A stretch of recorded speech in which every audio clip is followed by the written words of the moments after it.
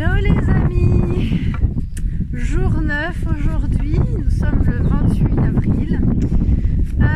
Je me remets un peu de mes émotions, je viens de quitter François, un homme vraiment charmant, d'une gentillesse absolue, d'une douceur aussi, et très attentionné, un monsieur vraiment adorable. Voilà, donc j'ai passé une très belle soirée avec il y avait son fils également avec nous, et me revoici donc après une bonne nuit et un corps qui va plutôt bien, parti donc de Ville-Saint-Jacques, et donc je suis arrivée là à Noisy-Rudignon, la commune juste après, et je m'en vais donc arpenter la route jusqu'à aujourd'hui la 5e étape, si je ne dis pas de bêtises, qui se trouve donc à Champigny. Et ce soir c'est Jean-Marie et sa femme qui me recevront, et je pense que ça va être encore un très bon moment. Un petit clin d'œil à Elodie, puisque c'est sur ces choses de recommandation que je vais rencontrer cette nouvelle famille. Voilà. La météo est toujours avec moi, un soleil et un ciel bleu extraordinaire. Il fait un peu frais ce matin, mais idéal pour prendre la route. Voilà, donc belle journée encore en perspective. En mode glaneuse dans les champs, waouh, c'est magnifique. Non mais en plein milieu des champs, et bien aujourd'hui il y a pas mal de vent encore, donc voilà, couvrir mes petites oreilles, ça me donne moins froid. Voilà, je viens de croiser une randonneuse là, une dame de 70 ans qui marche donc tous les jours pour la forme, et qui me posait quelques questions sur mon voyage, me demandant combien de kilomètres je faisais par jour. On fait au moins 25 km, enfin moi à l'époque j'en faisais 25, bon elle a déjà fait visiblement quelques chemins de Compostelle, et j'ai moi pour l'instant moi pour l'instant j'y vais à mon rythme, entre 15 et 20 c'est très bien. Moi j'en faisais 25 hein. Puis vous avez pas peur de voyager comme ça toute seule? Non mais parce que moi j'ai rencontré dans la forêt de Fontainebleau, en cueillant en ramassant des châtaignes, un détraqué. D'ailleurs il a fini au poste, voilà, il a été arrêté parce que voilà, on sait jamais, on peut faire des mauvaises rencontres, etc. Comment en 5 minutes accueillir toute la peur, un petit peu de démotivation aussi, en se disant bon bah peut-être qu'en fait j'en fais peut-être pas assez, voilà, c'est extraordinaire. Eh bien non, je fais ce que je peux à mon rythme. Et je n'ai pas peur de traverser les campagnes françaises. Voilà, il n'y a pas des détraqués partout, et je pense que la peur attire voilà, ce type d'énergie, la peur, et voilà, et ça j'en ai pas du tout besoin ni envie, donc je suis ravie, je fais que des belles rencontres. Voilà, bon, et là je vais avec tout ce vent me laver de ces quelques énergies un petit peu négative, mais voilà, elle avait le sourire et c'était pas mal intentionné, loin de là. À plus tard.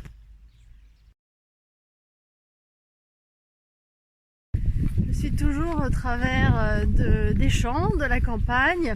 Je me dirige là vers Aimance ou Aimant. Et puis pour mes amis du sud, c'est Esmance. Voilà, il y a plein de S, mais visiblement a priori on les prononce pas ici. Donc la commune, toute petite commune de Aimant. Et je longe en fait depuis plusieurs kilomètres maintenant un aqueduc souterrain qui se trouve sur ma gauche et en fait qui est symbolisé par différents pylônes comme ça avec des pointes rouges. Et en fait, voilà, l'aqueduc est tout du long là-bas. Voilà. Et ce qu'il faut savoir, c'est que ce chemin que j'emprunte est interdit entre le 31 mai et le 1er juillet chaque année, suite à une directive européenne pour la protection des nidations. Voilà. Donc il y a tout un détour. Je ne sais pas ce que ça représente, mais en tout cas, c'est pas le chemin le plus rapide, ça c'est clair. Enfin, même si là, on n'est pas dans la performance, je pense qu'on aura bien compris. Mais voilà, il y a quand même un bon détour sur plusieurs kilomètres pour contourner ce chemin qui n'est pas praticable sur ce mois de l'année.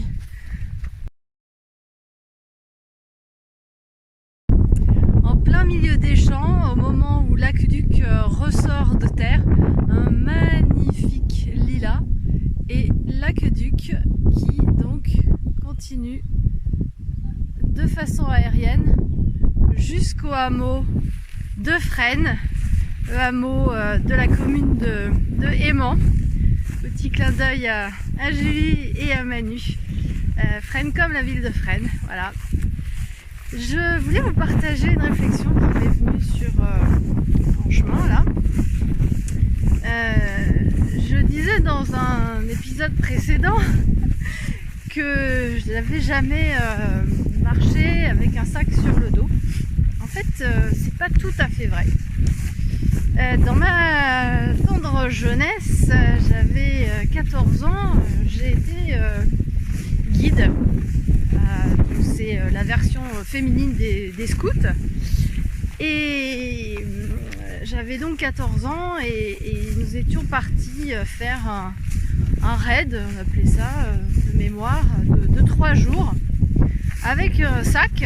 Bon, alors un sac quand même version plus light, mais dans mes souvenirs, le sac était quand même pas léger. C'était en plein mois de juillet. Et je me souviens de tronçons au bord de la route avec le bitume. C'était très dur. Et en fait, ça avait très mal fini parce que mes jambes ne suivaient pas. Je me souviens très bien avoir eu cette fameuse tendinite du marcheur, la périostite. Et j'avais eu beaucoup de difficultés avec les genoux. J'avais terminé au bout de, je crois, 2 jours. Je suis même pas sûre d'avoir terminé en fait ce raid. J'avais terminé en tout cas à l'hôpital en chaise roulante parce que mes jambes ne me portaient plus. Des élongations de partout, les genoux en vrac, enfin voilà. J'avais très mal supporté. Et c'est vrai qu'autant je garde de très bons souvenirs de certains moments dans cette année où j'ai été scout, je l'ai fait qu'un an. Autant cette rando et même la marche tout court, en fait, ça m'avait vraiment laissé une vraie blessure, une vraie cicatrice. Parce qu'après, j'ai détesté la marche jusqu'à temps d'avoir mon fils, jusqu'à ma grossesse en fait. Mais vraiment, j'avais beaucoup de mal avec ça en fait. Et c'est vrai que ça faisait partie un petit peu des freins quelque part, de me dire mais je vais partir sur les routes. J'avais des distances en tête justement quand j'avais fait cette marche avec les guides là, où on avait fait de mémoire 12-13 km et puis 16 ensuite. Et je m'étais dit peut-être que ça allait être très compliqué parce que j'avais pas réussi une fois, en étant jeune en plus, en étant en pleine forme.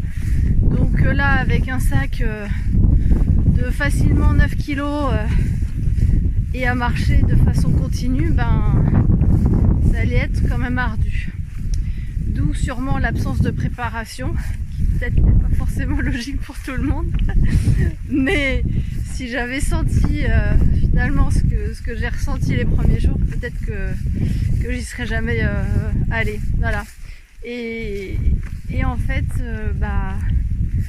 j'arrive donc à 100 km là, justement dans cette petite commune d'Émence, aux frontières de Lyon, du département de Lyon. Ça marque donc les 100 km sur le chemin entre Paris et Vézelay. Et finalement, eh bien ça marque ma capacité à marcher, même 30 ans plus tard, et en plus avec un sac, et voilà, et avec une santé qui ne doit que s'améliorer. Voilà, donc petit moment de partage, parce que voilà, je suis assez fière finalement d'avoir réussi, d'avoir dépassé ses peurs, ses doutes, et forcément ça me donne encore plus confiance en moi pour la suite.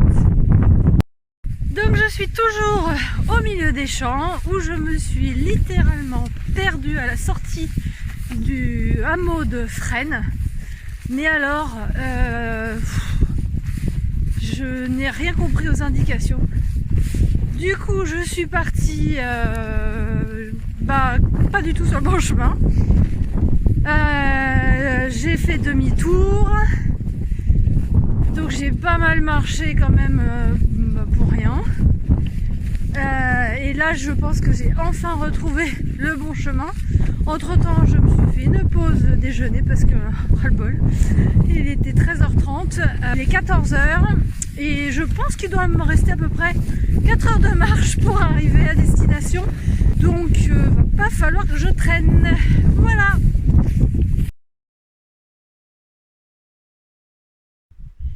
Et voilà, la route qui sépare la Seine-et-Marne de Lyon. Et je m'apprête à la traverser pour aller juste en face et remonter sur l'Aqueduc. Petite question, vous savez vous ce que c'est un raidillon? Oui? Non? Moi je savais pas ce que c'était. Et depuis tout à l'heure je me pose la question, puisque je l'ai vu dans mon guide. Et ben là ça y est, je pense savoir ce que c'est. C'est ça. C'est une montée, alors là je pense qu'on la voit pas vraiment très bien, mais c'est une sacrée bonne montée. Voilà, j'aurais appris un mot de plus aujourd'hui. Et je me souhaite bon courage. Yes, I can do it. Me voici arrivée à Champigny-sur-Yonne. Je suis rincée. Je me suis posée à un carrefour, il y a un stop derrière moi. Mon sac est devant moi. Voilà, je me suis posée dans l'herbe, en plein milieu d'un carrefour. Voilà, en fait, j'en peux plus. Heureusement, mes hôtes sont à 850 mètres d'ici. J'ai fait pas loin de 20 km là. À travers champs, c'était pas la journée la plus facile aujourd'hui. Alors la météo toujours au top, ça c'est pas du tout le souci. C'est surtout que s'orienter à travers champs alors qu'il y a très peu de balisage, c'est vraiment pas évident. Je me suis pas mal plantée. J'ai fait pas mal de petits détours du coup pour rien. Et je me suis quand même bien pris la tête aussi. Voilà, parce que très difficile de s'orienter. Donc là, je fais une pause et puis je vais m'orienter tranquillement chez Jean-Marie et sa femme, dont je ne connais pas encore le prénom, pour la soirée. À savoir, c'est que Champigny, donc sur Yonne, c'est la 5e étape. Donc j'ai bien avancé aujourd'hui, j'ai réussi à faire une étape en un jour. Si tout va bien demain, ce sera pareil pour aller jusqu'à Sens. Voilà, mais déjà j'ai besoin d'un bon repos, d'une bonne douche, et puis demain on verra, et déjà passer une belle soirée avec cette nouvelle famille. Voilà.